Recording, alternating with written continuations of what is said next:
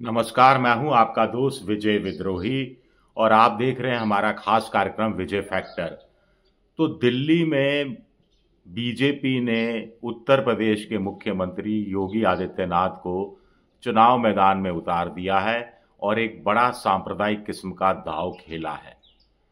उनकी शुरुआती मीटिंगों में भीड़ ठीक ठाक आई है, शोर ठीक ठाक हुआ है, नारे ठीक ठाक लगे हैं, भीड़ रिस्पॉन्सिव नजर आई है। बटेंगे तो कटेंगे, एक हैं तो सेफ हैं का नारा लगा है।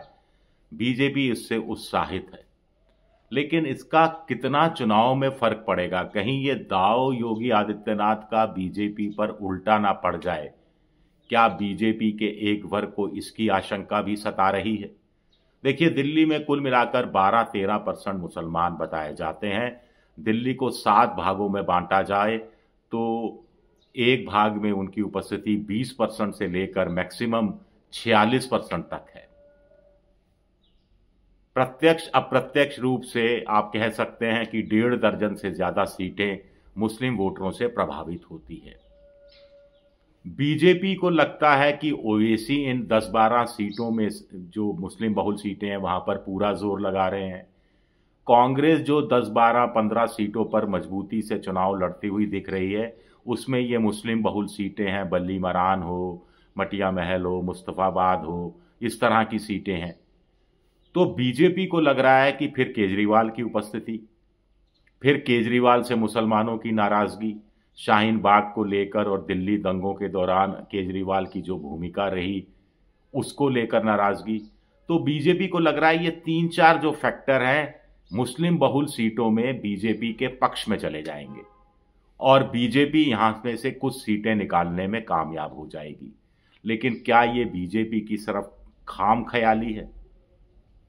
बीजेपी को लगता है कि 2020 में जो उसको 38% वोट मिला था, वो पिछले बार के मुकाबले जो 4-5% वोट बढ़ गया था, वो वोट सांप्रदायिक ध्रुवीकरण के कारण बढ़ा था। लेकिन बीजेपी को ये नहीं भूलना चाहिए, उस समय शाहीन बाग ताजा ताजा था, दिल्ली दंगे ताजा ताजा थे। अब ये यमुना का पानी बहुत बह चुका है, पहली बात। दूसरा, निर्णायक लड़ाई है। केजरीवाल ने पूरा जोर लगाया है, बीजेपी ने पूरा जोर लगाया है। बीजेपी के लिए चुनाव जीतने का सबसे शानदार मौका है। कोई एक गलती उस पर भारी पड़ सकती है, तो क्या जो योगी आदित्यनाथ पर दांव लगाया गया है वो बीजेपी को भारी भी पड़ सकता है।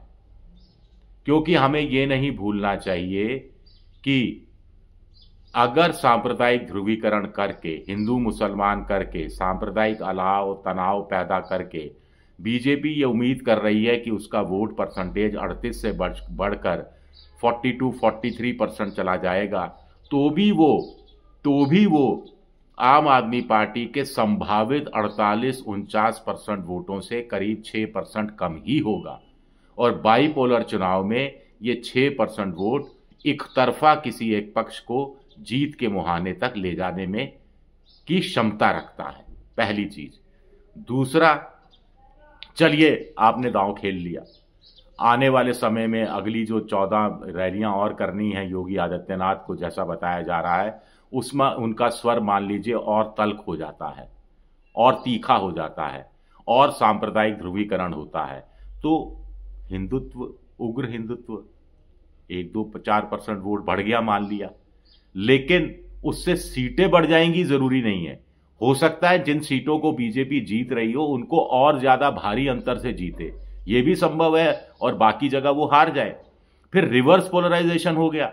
अगर मुसलमानों को लगा कि अति हो गई और सारे मुसलमानों ने अगर टैक्टिकल वोटिंग की और तय कर लिया कि ओवैसी आउट, कांग्रेस भी आउट, सारा वोट आम आदमी पार्टी की झोली में डालना है, तो बीजेपी को योगी आदित्यनाथ का दांव उल्टा पड़ सकता है। आखिर बीजेपी को यह भी नहीं भूलना चाहिए कि 2020 के विधानसभा चुनाव में अरविंद केजरीवाल के पक्ष में 85% मुसलमानों ने वोट दिया था। तो क्या बहुत भारी भूल कर रही है बीजेपी? सवाल उठता है। शुक्रिया मेरा ये वीडियो देखने के लिए, बहुत बहुत शुक्रिया।